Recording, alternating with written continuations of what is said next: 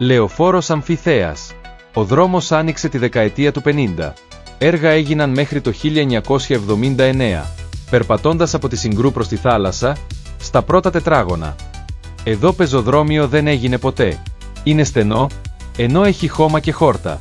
Στην άκρη έχει σηκωμένο τσιμέντο. Κάτω φαίνονται μικρές βίδες που έμειναν από έναν στήλο. Δίπλα υπάρχουν μεγαλύτερες βίδες για πιο μεγάλο στήλο.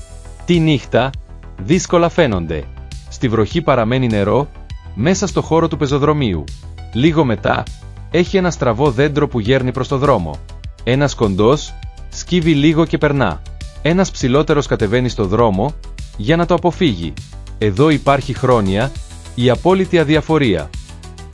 Ευχαριστούμε που μας παρακολουθήσατε. Αν σας άρεσε το βίντεο, πατήστε ένα like. Εγγραφείτε στο κανάλι μας και ενεργοποιήστε το καμπανάκι για να λαμβάνετε ειδοποιήσεις. Και φυσικά, περιμένουμε τα σχόλιά σας.